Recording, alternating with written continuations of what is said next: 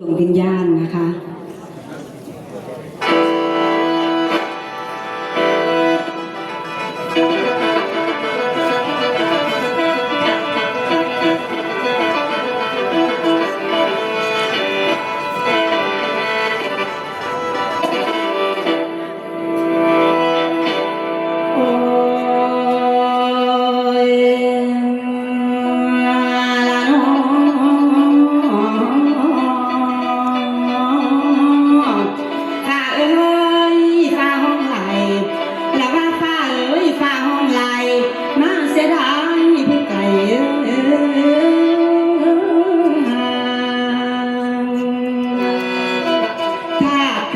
สลายไปวิญญาณไหลจากร่างชีวิตสูญน้อมุนมาป่าทางบ่หวังภัยมาป่าลางบ่หวังภัยแสนอะไร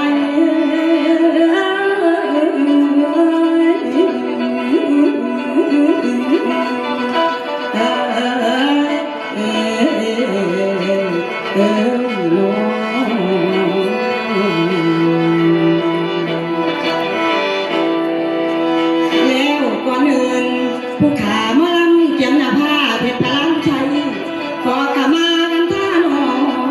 นและขอกะมาวันท่านอนละท่านสงทุกองค์ลูกผู้บำเพ็ญสืบไว้คอ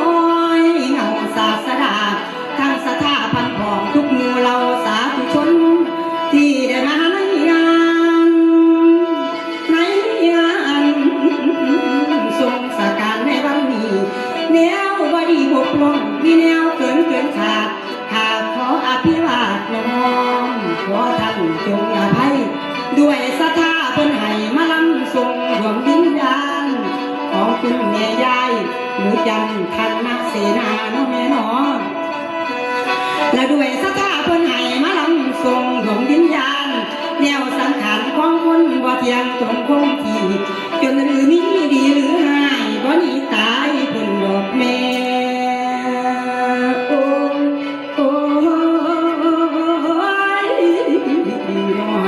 บ่เลือกเขาเลือกแก่บ่เลือกเขาเลือกแก่ยังเกิดไม่ในน้อยกับพ่อยพ่อดอกทอกันใครอะไรนั่นคือคุณแม่ยายหนูจันนันทเสนาของเฮาเนาะแม่เนาะแม่ได้มาลาไกลจากหมู่เฮาเนาะไปแล้ว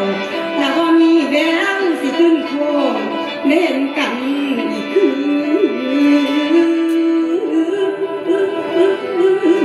เก่า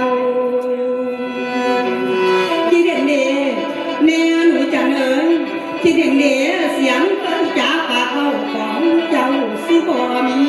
นับตั้งแต่มื้อนี้สิเหลือแต่ความทรงจำละเด้กับคุณงามความดีที่แม่ทำเอาไว้บัดแม่มาลาไกลไปบ่มีวันโกแม่หนูจันเอ๋ยคือตะวันตกพวงหาสะดงกะมั่วมืดความตายจิตนิดจ้อยแม่นคอยได้ก็บ่หวนถือว่างอดวันนวลฉากใหญ่ในชีวิตปิดละครบนจอทอเห็นกระเด็นเข้าเหลือแต่เงาเพียงร่างแต่ปางหลังคือรูปถ่ายโอ้ยแม่หนูจันเอ๋ยเหลือแต่เงาเพียงร่างแต่ปางหลังครั้งเก่าฝากตั้งแต่ความเหงาเหลือความดีที่เฮ็ดไว้ไฟสุมร่างต่างสะอ่อนไฟฮ้อนสิถูกจีสันลาน้ำกับดินล้นไฟ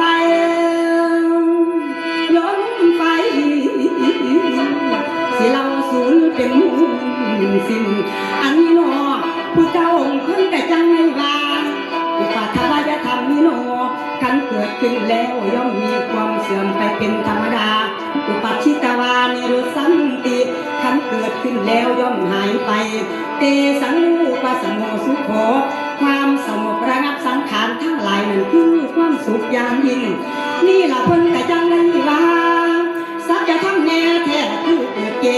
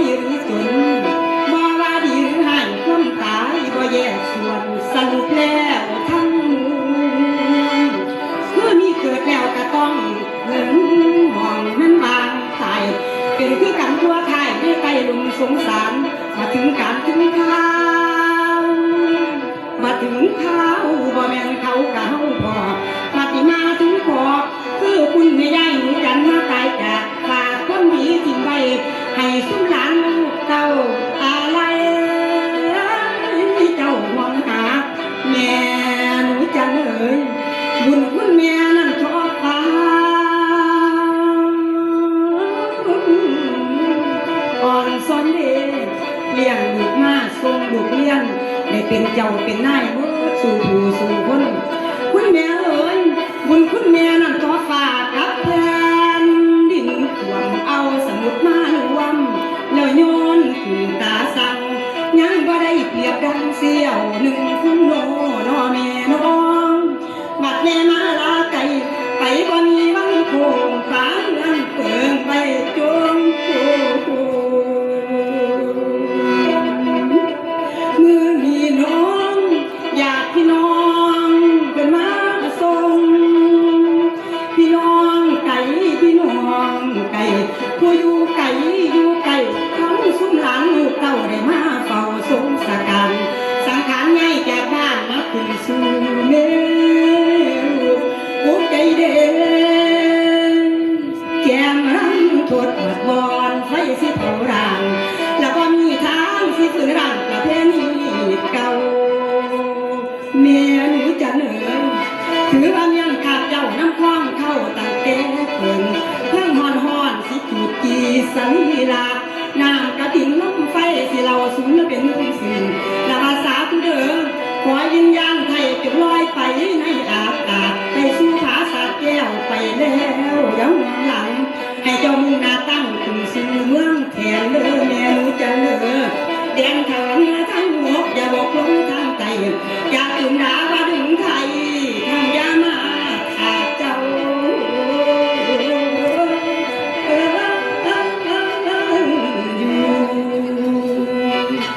ดุจิตานิมมาตารานิมกบจันให้ไปหันบอนเกษมไปปีเปลมเกษมสารนิมานแก้วแม่ไปแล้วจงไปดีสู่ที่มา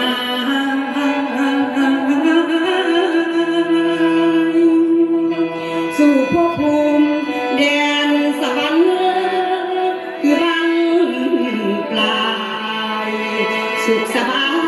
ยสู่สวรรค์นิรันดรโอ้ยเจ้าไปดีถวนชะตาพรอยู่ฟ้าย้อนบุญกุศลแน่แลนทอดน้ำยุ่งสู่สวรรค์ให้ไปนั่งอยู่สั่งที่หนึ่งแม่นจากกลุ่มเด้อแม่เด้อสองคือดาวดึงสาสามนั่นน่ะคือยามาเจ็ดคือดาวเวียนลองมีดุสิตาพร้อมคือสวรรค์สั่งที่สี่สั่งที่ห้าสื่อนิมมานาราดีมีบ้านเป็นดังแก้วไปลอยลองสวรรค์สั่งที่หกแต่แม่นสั่งซื้อว่าปารานิมท้าวภาษาบัดผู้คล้องไรแฟนไปสุขแสนอยู่ไพ่บุญพระบุญให้ยุ่งซอย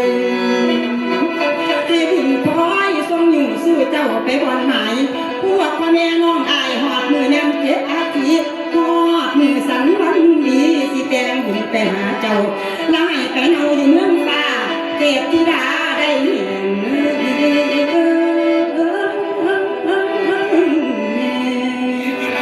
ชาตินั้นจริงแน่ทั้งลูกสาวลูกชายขอเกิดเป็นลูกเต้าของเจ้าแม่สัวการเดือนเนียนจันนันทาเสนา